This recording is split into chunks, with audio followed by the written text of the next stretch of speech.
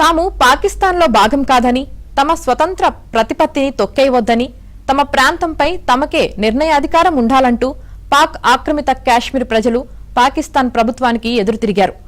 పీఓకేలో నిత్యావసరాల ధరల పెరుగుదల, నిరుద్యోగం తదితర సమస్యలపై పాక్ ప్రభుత్వాన్ని నిలదీస్తూ కొన్నాళ్ల క్రితం Jammu Kashmir joint Awami action committee ఏర్పడింది.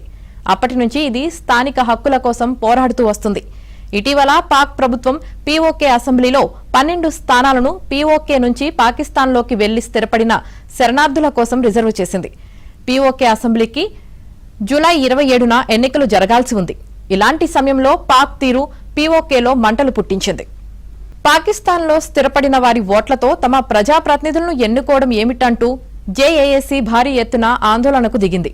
రావల్కోట్, ముజఫరాబాద్, మీర్పూర్ తదితర ప్రాంతాల్లో వేలాది మంది నిరసనలకు దిగారు. పాక్ ప్రభుత్వం ఈ ఆందోళనలను పాశవికంగా అణిచివేసేందుకు ప్రయత్నించింది. పోలీసుల కాల్పుల్లో 24 మంది నిరసనకారులు మరణించారు. దీంతో ఆందోళనలు మరింత ఉధృతమయ్యాయి. పాక్ ప్రభుత్వం మరింతగా అణిచివేత చర్యలకు దిగింది. కీలక నేతలను ఉగ్రవాదులంటూ అరెస్టు చేసింది. ఇంటర్నెట్ నిలిపివేసింది. పాకిస్తాన్లోని కీలక ప్రాంతాలకు వెళ్లే రహదారులను మూసివేసి నిత్యావసరాలు పీఓకేకు చేరకుండా అడ్డుకుంది. ఉగ్రవాద ఆరోపణలతో జేఏఏసీపై నిషేధం విధించింది. నిన్న రావల్కోట్లోని ఈద్గా మైదానంలో వేలాది మంది నిరసనకారులు భారీ బహిరంగ సభ నిర్వహించారు. మాకు మీ రేషన్ అవసరం లేదు, మీకే మేము అవసరమని పాక్ ప్రభుత్వాన్ని ఉద్దేశించి పీఓకే నాయకుడు అమన్ ఖాన్ వ్యాఖ్యానించారు. సరఫరాల నిలిపివేత కొనసాగితే తమ మనుగడ కోసం స్థానికులు ఇతర మార్గాలు చూసుకుంటారని హెచ్చరించారు.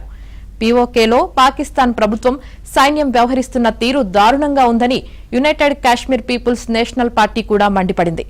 పీఓకేలో పాక్ ప్రభుత్వం వ్యవహరిస్తున్న తీరుపై ఐరాస మానవ హక్కుల సంఘం కూడా ఆందోళన వ్యక్తం చేసింది.